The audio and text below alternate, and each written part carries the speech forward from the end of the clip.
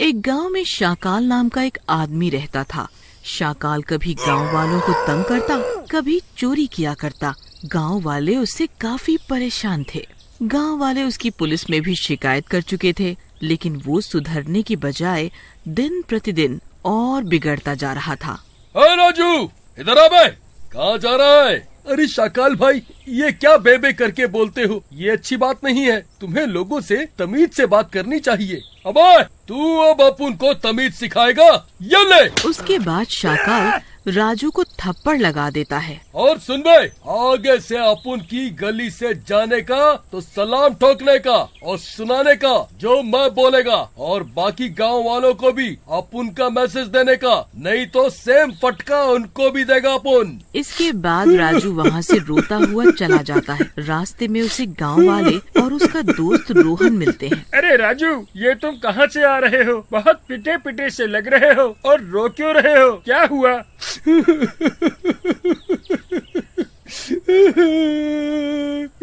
अरे होना क्या है रोहन भाई, वो ही दुष्ट शाकाल, उसने मुझे मारा और बोला कि गांव वालों को भी बोल देना कि उससे आराम से बात करना और सलाम करना उसको देखते ही।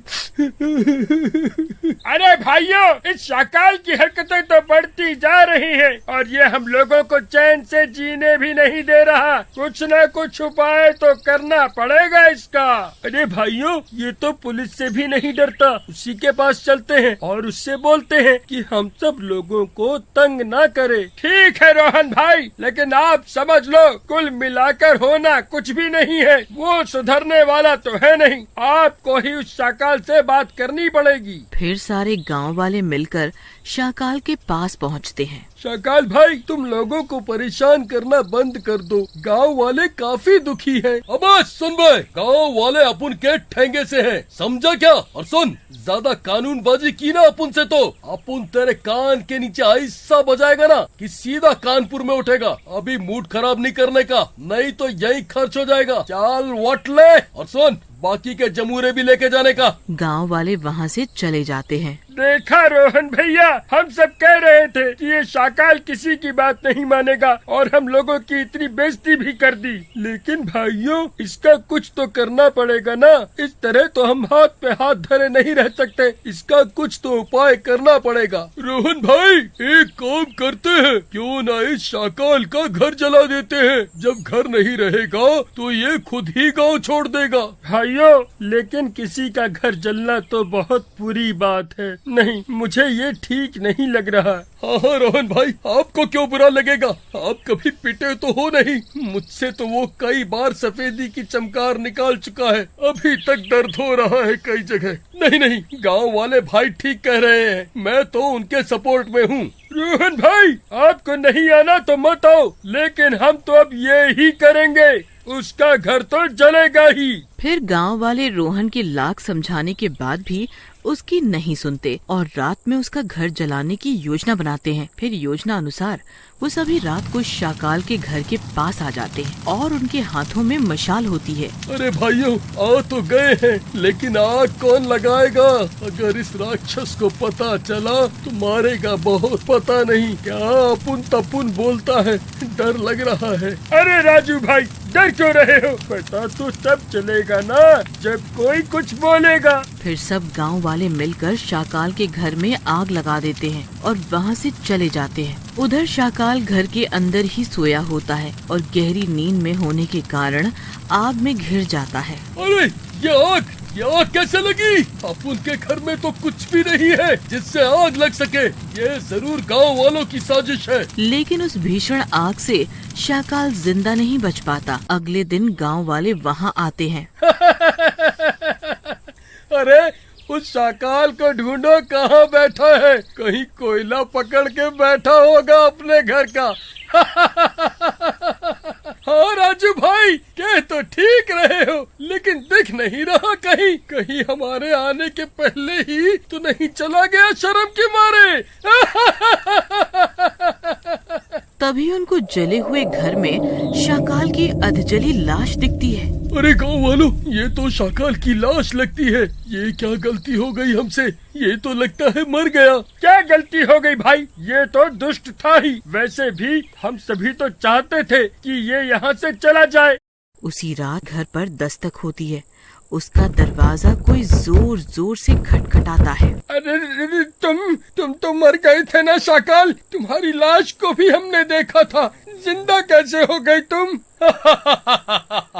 जिंदा? तुम सब गांव वालों ने सही देखा था। वो मेरी ही लाश थी।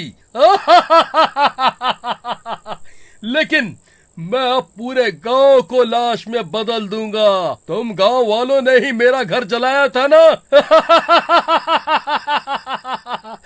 अब कोई नहीं बचेगा। ऐसा कह के शाकाल उस गांव वाले को मार देता है और उसकी लाश के टुकड़े टुकड़े कर देता है। अगले दिन सुबह फिर गांव वाले उस गांव वाले के घर पर जमा होते हैं। अरे बाप रे, ये किसने किया? किसने मारा इसको इतनी बुरी तरह से? लेकिन कोई गांव वाला कोई जवाब नहीं देता। फिर गांव वाले वहां से चले जाते हैं। उसी रात राजू के घर पर दस्तक होती है। उसका दरवाजा कोई जोर जोर से खटखटाता है। आता हूँ। कौन है बे? रात में इतनी जोर जोर से दरवाजा पीटे जा रहा है। सरकारी माल नहीं है भाई। रुको, आया। लेकिन दरवाजे का खटखटाना नहीं रुकता और राजू वहां पहुंच के दरवाजा खोलता है। अरे भाई, कौन है? तमीज नहीं है क्या? इतनी रात को दरवाजा पीटे जा रहे हो? अरे शाकाल भाई, आप जिंदा कैसे हो गए? देखो, मारना मत। मैं पहले की मार ही नहीं भूला। क्या हुआ राजू? मुझे देख के खुशी नहीं हुई? तू ही था ना मेरे घर में सबसे पहले आग लगाने वाला। अब तू तो गए।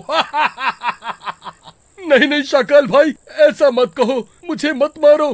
देखो, गलतियां तो सबसे हो जाती हैं। मुझे माफ कर दो। तुझे माफ कर दूं? तेरे तो भूसे भरे सर से तो मैं फुटबॉल खेलूंगा और टांगों से हॉकी। तू तो गया राजू बेटा।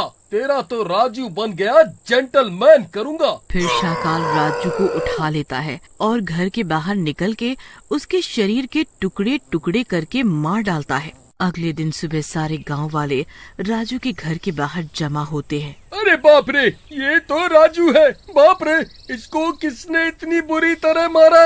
इसके तो शरीर के टुकड़े टुकड़े कर दिए। हो रोहन भैया, लेकिन इन सब लोगों को कौन इतनी बुरी तरह मारा है, ये तो पता लगाना पड़ेगा। नहीं तो इस तरह पूरा गांव खाली हो जाएगा एक दिन। कहीं ये किसी भूत पिशाच का काम तो नहीं? अरे नहीं, तुम लोग डरो मत। भूत वूत कुछ नहीं होता। ये सब अंधविश्वास है। अब आप कहते हो तो मान लेते हैं रोहन भैया। वैसे भी आप ही इस गांव में सबसे समझदार आदमी हो। आप ही कुछ करो इस बारे में। फिर गांव वाले वहां से चले जाते हैं। लेकिन रोहन सोचता है, दोनों लोगों को इतनी बुरी तरह मारा, ये इंसान तो नहीं कर सकता।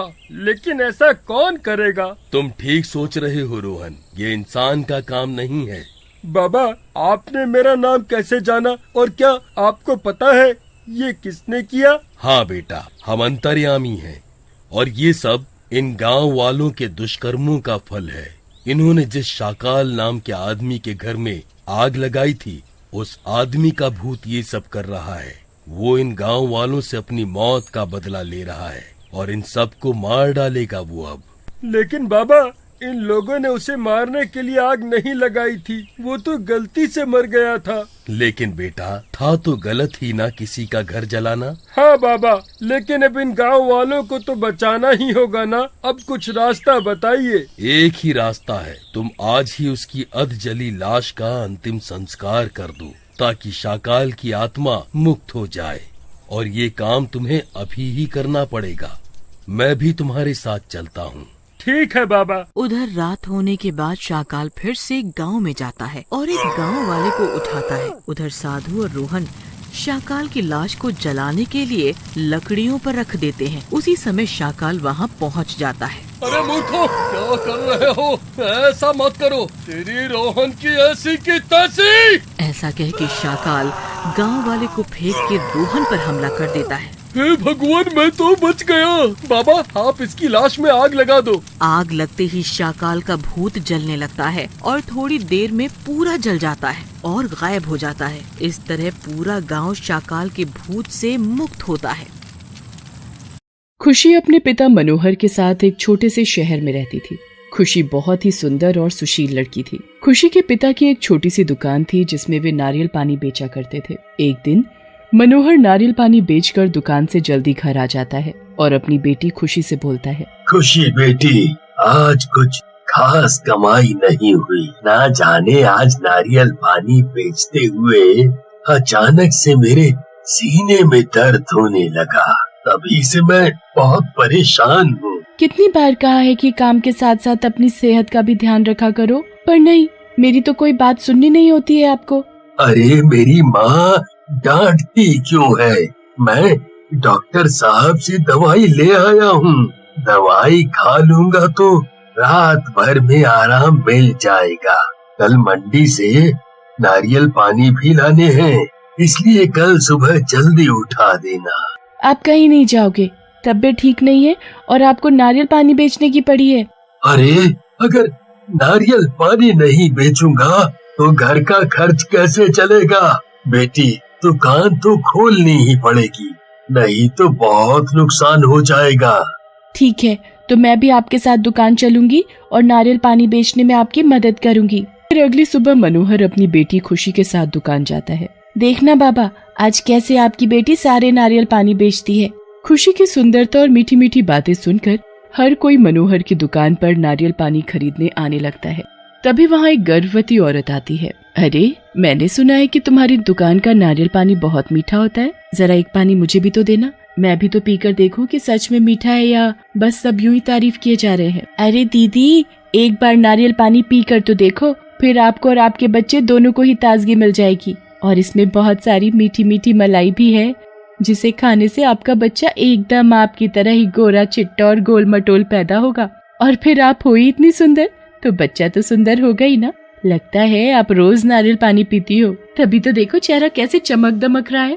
फिर वो औरत नारियल पानी पीती है और खुशी से बोलती है, सच में ये नारियल पानी तो तुम्हारी बातों की तरह ही एकदम मीठा है। अब से रोज यहीं से नारियल पानी ले जाया करूंगी। मनोहर की दुकान के ठीक सामने लाला राम की फलों की बड़ी सी दुकान होती है, पर जब से खुशी अपनी दुकान पर नारियल पानी बेचने लगी है, तब से लाला राम की दुकान के ग्राहक भी खुशी की दुकान पर जाने लगते हैं, जिसे देखकर लाला राम को बहुत गुस्सा आता है और वो अपने यहाँ काम कर रहे नौकर से कहता है, अरे नालायक, देख वहाँ वो खुशी कैसे बातें बना बना कर सभी को नारियल पानी बेच रही है, और एक तू है जो यहाँ बैठा मक्खियाँ मार रहा है। अरे मालिक, मैं तो कब से उसी को देख रहा हूँ। सच बला की खूबसूरत है ये लड़की खुशी। अरे कमबख्त लड़की को ही देखियो, सुबह से एक अंगूर तक नहीं तूने बेचा है। अरे जरा सीख उस लड़की से, वो कैसे लोगों को अपनी बातों से अपनी ओर खींच रही है। मालिक, आप कहो तो मैं भी लड़की की तरह चनिया चोली पहन कर बैठ जाऊं, फिर हमारी दुकान पर भी फल खरीदने वालों की लाइन लग जाएगी। लाला राम गुस्से में आकर अपनी चप्पल उतारता है और उसके सिर पर मारता है। नालायक, यही काम करियो। हाँ? अरे जो एक दो ग्राहक आ जाते हैं, फिर तो वो भी आना बंद कर देंगे। तेरे बस का कुछ नहीं है। लगता है अब मुझे ही कुछ करना पड़ेगा। शाम हो जाती है। मनोहर और खुशी अपने घर चले जाते हैं। बाबा, आज तो हमारी बहुत अच्छी कमाई हुई है, मनोहर खांसते हुए बोलता है। हाँ बेटी, ये सब तेरी मेहनत और तेरे अच्छे स्वभाव के कारण ही तो हुआ है। बाबा, आपकी तबीयत ठीक नहीं है, अब तो आपको बहुत खांसी भी होने लगी। अब आप कल से दुकान नहीं जाओगे, बस घर पर रहकर आराम करोगे, और दुकान की चिंता मत करना, वो सब मैं संभाल लूंगी। फिर अगले दिन खुशी दुकान जाती है और आवाज लगाकर नारियल पानी बेचने लगती है। खुशी को देखते ही वहाँ लोगों की भीड़ उमड़ पड़ती है। लो, आ गई आफत। इस लड़की ने तो मेरा सारा धंधा ही चौपट कर दिया है। अभी बताता हूँ इसे तो मैं। जैसे ही खुशी के पास लोगों की भीड़ कम होती है, वैसे ही लाला राम खुशी के पास जाता है और खुशी से बोलता है, अरे लड़की, अपनी ये दुकान मेरी दुकान के सामने से हटा ले, नहीं तो अच्छा नहीं होगा। जब से तू दुकान पर नारियल पानी बेचने लगी है, तब से मेरी दुकान पर कोई आता ही नहीं है, और ये सब तेरी वजह से हुआ है, तेरी। खुशी हंसते हुए बोलती है, ओह लाला ये दुकान भी यहीं रहेगी और मैं भी, तुम्हें जो करना है कर लो। लाला राम गुस्से से उसकी दुकान से चला जाता है और जैसे ही रात होती है, खुशी अपने बचे हुए नारियल अपनी दुकान के अंदर कमरे में रखने जाती है। तभी लाला राम बाहर से खुशी की दुकान का दरवाजा बंद कर देता है और उसकी दुकान पर पेट्रोल छिड़क कर उसमें आग लगा देता है। खुशी खिड़की से लाला राम को आग लगाते हुए देख लेती है और जोर जोर से चिल्लाने लगती है। कुछ ही देर में आग पूरी दुकान में फैल जाती है। लाला राम लोगों को आवाज लगाने लगता है ताकि कोई उस पर शक न करे कि ये आग उसी ने लगाई है। अरे अरे अरे, ये क्या हो गया? अरे देखो भाइयों, मनोहर की दुकान में आग लग गई। लाला राम की आवाज सुनकर कुछ लोग वहाँ इकट्ठा हो जाते हैं। हे भगवान, ये आग कैसा लग गई? अरे कोई उस बेचारी खुशी को तो बाहर निकालो। कुछ देर में आग बुझ जाती है और खुशी की जलने की वजह से मौत हो जाती है। फिर कुछ लोग जल्दी से मनोहर के पास जाते और उसे खुशी के मरने की बात बताते हैं। खुशी के मरने की खबर सुनते ही मनोहर की भी उसी समय मृत्यु हो जाती है। लाला राम मन ही मन खुश होता है और बोलता है, ये बढ़िया हुआ। उस खुशी के साथ साथ उस मनोहर का भी पत्ता साफ हो गया। अब देखता हूँ कैसे मेरी दुकान नहीं चलती। खुशी जलकर मरने की वजह से एक चुड़ैल बन जाती है और लाला राम की सारी बातें सुन लेती है। इस लाला राम ने मुझे जलाकर मार डाला और मेरे बाबा की मौत भी इसी की वजह से हुई है। इसे तो मैं छोड़ूंगी नहीं। अपने फल और नारियल पानी बेचने के लिए इसने मेरी जान ले ली। अब मैं भी देखती हूँ ये कैसे अपने नारियल पानी बेचता है। सुबह होते ही चुड़ैल एक सुंदर औरत का रूप ले लेती है और दुकान को ठीक कराकर वहाँ फिर से नारियल पानी बेचने लगती है। अब ये क्या भला है? अरे ये है कौन? अरे कौन है और इस दुकान पर और क्या कर रही है? अरे मालिक, ये मोहिनी है और ये दुकान इसी औरत की है और अब से ये ही दुकान पर नारियल पानी बेचा करेगी। हे भगवान, ये क्या हो रहा है मेरे साथ? खैर कोई नहीं, जैसे खुशी को ठिकाने लगा दिया वैसे ही इसका भी कुछ ना कुछ कर ही दूंगा। मैं भी देखती हूँ तो कैसे फल बेचता है। लाला राम की दुकान पर जैसे ही लोग फल खरीदने आते हैं, चुड़ैल अपनी शैतानी शक्ति से उन सभी लोगों को अपनी दुकान की ओर आकर्षित कर लेती है। इस तरह से लाला राम का कोई भी फल और नारियल पानी नहीं बिकता, जिसकी वजह से लाला राम को बहुत गुस्सा आता है। अरे ओ मोहिनी जी, ये क्या चक्कर है? मेरी दुकान के सब ग्राहक तुम्हारी दुकान पर कैसे आ जाते हैं? अरे पहले उस खुशी ने मेरा दिमाग खराब कर रखा था और अब तुम ना जाने कौन सा जादू करती हो तो सभी लोग तुम्हारे नारियल पानी खरीदते हैं। देखो, मैं तुम्हें इस दुकान के बहुत ही अच्छे दाम दूंगा। ये दुकान मुझे बेचो और यहाँ से चलती बनो। अरे लाला, दुकान खरीद रहे हो या मुझे धमकी दे रहे हो? वैसे भी ये दुकान तो मैं नहीं बेचने वाली और ना ही मैं तुम्हारे फल किसी को खरीदने दूंगी। जा, जो करना है कर ले। तेरी जुबान तो उस खुशी से भी ज्यादा तेज चलती है। देख, आखिरी बार बोलता हूँ, ये दुकान मुझे बेच दे, नहीं तो। दोनों की बहस सुनकर वहाँ लोग इकट्ठे हो जाते हैं। अरे लाला राम जी, जब वो दुकान नहीं बेचना चाहती तो आप क्यों इनसे दुकान खरीदने की जिद कर रहे हो? अरे देखो ना भाई, ये लाला जी मुझे कब से परेशान किए जा रहे हैं और तो और मुझे धमकी भी दे रहे हैं। ओहो, पहले उस खुशी की वजह से मेरा पूरा धंधा चौपट हो गया। अरे बढ़िया कर दिखाती थी ना वो, उसे तो मैंने आग लगा कर मार डाला। अब तेरी बारी है। अरे लाला राम, तुमने खुशी को जला कर मार डाला? अरे मर गया रे, ये गुस्से में आकर मैंने क्या बोल दिया? तभी मोहिनी चुड़ैल के रूप में आ जाती है और जोर जोर से हंसने लग जाती है। अरे बचाओ रे, ये नारियल पानी बेचने वाली औरत तो एक चुड़ैल है। अरे डरो मत, मैं खुशी हूँ और इस लाला राम के मुंह से सच निकलवाने के लिए ही मैंने एक औरत का रूप लिया था। मैं चाहती तो इस लाला को बहुत पहले ही कच्चा चबा डालती, पर इससे किसी को इसकी हरकत का पता नहीं चलता। अरे लाला, ये तूने क्या किया? अपनी दुकान जलाने के लिए एक बेचारी लड़की को जलाकर मार डाला। अरे इसे तो कड़ी से कड़ी सजा मिलनी चाहिए। क्यों भाइयों? अरे मुझे माफ कर दो चुड़ैल जी, मुझसे सच में बहुत बड़ी गलती हो गई, मुझे माफ कर दो। तुझे तो मैं क्या भगवान भी माफ नहीं करेगा। और आखिर में उसे पुलिस के हवाले कर देते हैं।